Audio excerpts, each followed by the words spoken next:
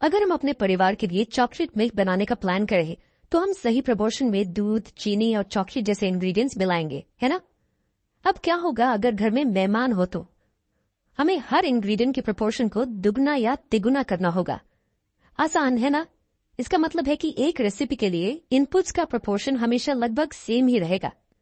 हम इसे एटम्स के कॉन्सेप्ट के साथ क्यों डिस्कस कर रहे हैं? ये इसलिए क्योंकि ये हमें एटम्स से रिलेटेड कुछ इंपॉर्टेंट लॉज को समझने में मदद करेगा। एटम्स के कॉन्सेप्ट का इंट्रोडक्शन केमिस्ट्री के क्षेत्र में एक बहुत बड़ी सफलता थी।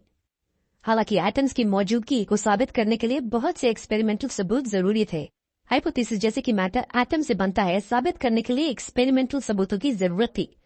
जल्द ही एक फ्रेंच केमिस्ट अंटवान लैवोइजियर कुछ मजबूत और मान्य कॉन्सेप्ट को फाइनलाइज करने के लिए बहुत सारे एक्सपेरिमेंट्स किए। बहुत सारे ऑब्जर्वेशंस और आइडियोलॉजीज के बाद हमें केमिकल कॉम्बिनेशंस के दो प्रमुख लॉज मिले। वो दो लॉज हैं law of conservation of mass और लॉ ऑफ कांस्टेंट प्रोपोर्शंस। चलिए हर लॉ को डिटेल में समझते हैं। चलिए एक आसान एग्जांपल लेते हैं।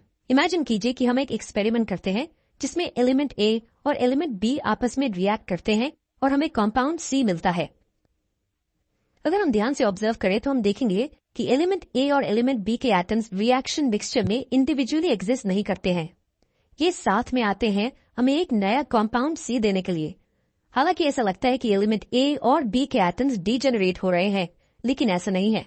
वास्तव में ये कंबाइन हो रहे हैं हमें कंपाउंड सी देने के लिए।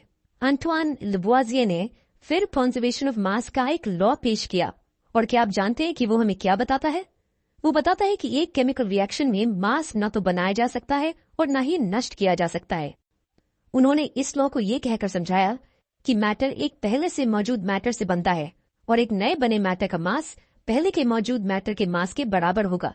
हम ना तो नया मैटर बना सकते हैं और न ही एग्जिस्टिंग मैटर को नष्ट कर सकते हैं।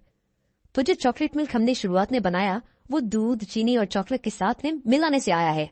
उसी तरह हम देख सकते हैं कि कंपाउंड सी तभी बनता है जब एलिमेंट्स ए और बी के एटम्स साथ में मिलते हैं। नेचर में मौजूद होने वाले सब्सटेंसेस से ही नए सब्सटेंसेस बनते हैं। जो चीजें मौजूद हैं ही नहीं, उनसे नई चीजें नहीं बनाई जा सकती। कोई भी मैटर जो बना है उसके लिए इनपुट हमेशा वो मैटर है जो पहले से ही एग्जिस्ट करता है। ये अब हमारा फर्स्ट लॉ था। क्या आपको सेकेंड लॉ याद है? जी हाँ, वो लॉ ऑफ कांस्टेंट प्रोपोर्शंस था। लेकिन इस लॉ को डिटेल में जानने के लिए आपको हमारा अगला वीडियो देखना होगा।